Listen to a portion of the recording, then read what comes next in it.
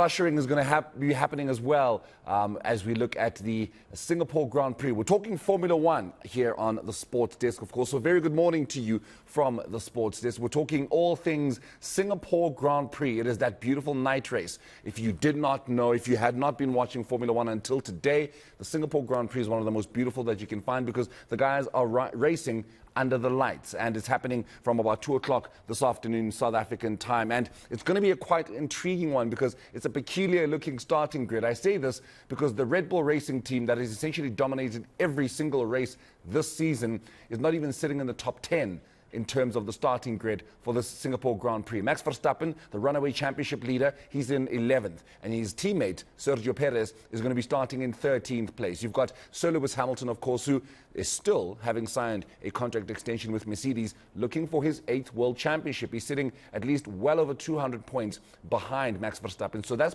definitely not going to be happening in this particular season. But there is Sainz Jr, who is essentially leading the starting grid. He's sitting in pole position ahead of Sir Lewis Hamilton's teammate, George Russell of Mercedes as well. So we're going to be unpacking all of that as well as what we can expect a little later on this afternoon. I'm joined, as always, our resident Formula One analyst and the MotorZar TV founder, Lufefe Mayekiso. So Fluffy, it's always a pleasure having you in studio.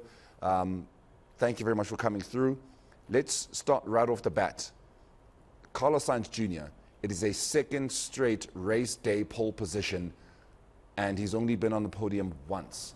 With Max Verstappen sitting where he's sitting on the grid, and Sergio Perez and Charles Leclerc sitting where he's sitting as well on the grid, can Sainz Jr make this a second podium, and better than that, a victory?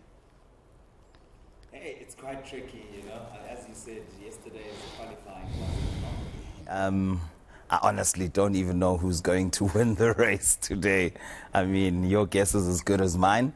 But hopefully, Carlos, he's shown very good form after coming under fire in terms of criticism for his performances last season in particular. So it's good to see him coming up and securing these 2 poles in a row for the first time in his career, because today is only his 5th pole. All right, we can't avoid Max Verstappen. There was a lot of talk in the build-up to this particular race, and not even about the race, but about the fact that he has won 10 successive races, and he has been shattering records. He's been having fun with that. But there were comments coming from Toto Wolff and Sir Lewis Hamilton talking about that 10-race feat of the 2-time world champion. Talk to me about that.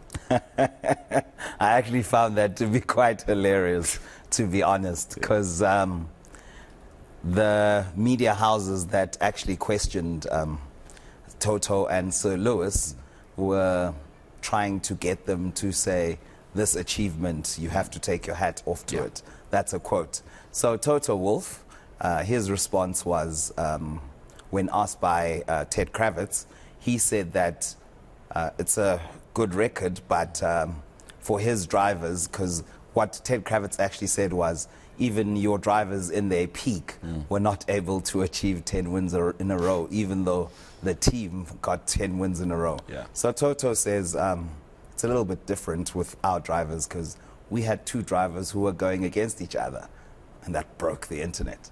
Then Sir Lewis was asked, what does he think of the achievement? And he said, Max has never had a teammate as strong as any of his teammates, which, if you think about it, is factually correct. Indeed it is, because he has George Russell, he had Nico Rosberg, who took the 2016 title from him. He could have actually had 8 world titles today had it not been for Nico Rosberg. Not that we dislike him in any particular way, because Mercedes is what it is today because of that kind of competition. But there is no competition in Aston Martin, because you've got a 2-time world champion in Fernando Alonso, who's competing with Daddy's little boy.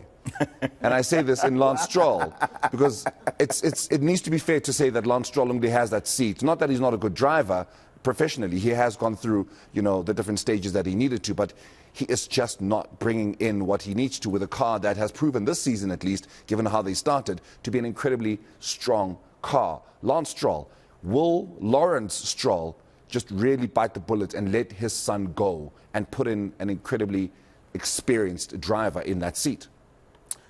Well, I just read now when I was waiting for the interview that he's actually not racing today because of his crash in Q1 yesterday. So apparently he's got a bit of whiplash. Look, Lance Stroll is obviously under immense pressure within the team because Fernando Alonso is doing way better than him. I think when you compare teammates head to head, he's the one who's lagging behind the most in the intra-team competition.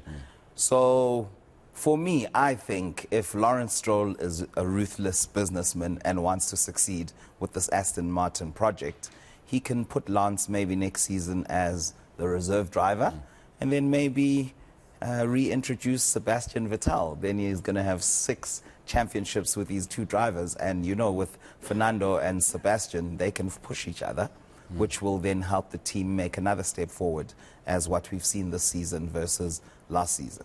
Well, look, man, you know, we can only but hope that what happens with each team going into 2024 is in the best interest of Formula One, because you do not want to be criticizing any driver because they're just not good enough. All of the drivers need to be so good that if they're bad, it becomes, as you mentioned a little earlier with that word, an anomaly. But you know what, Fluffy, I know you guys have got MotorZar TV's got watch-alongs as well a little later on this afternoon, so I'm going to urge everybody to go on to MotorZar TV's social media pages to find out where exactly Lufefe Mayekiso and the guys are going to be watching along to the Singapore Grand Prix, which is starting at 2 o'clock this afternoon. Of course, he is our resident Formula One analyst. Thank you very much for joining us. We will be chatting again next weekend when we talk a different race and exactly what it is that's going to be happening. So, of course, that is Lufefe Mayekiso, the founder of MotorZar TV, ENCA Sports resident Formula One analyst, the man that is always here to let us know what we may not have known or heard about or seen throughout the week in the build-up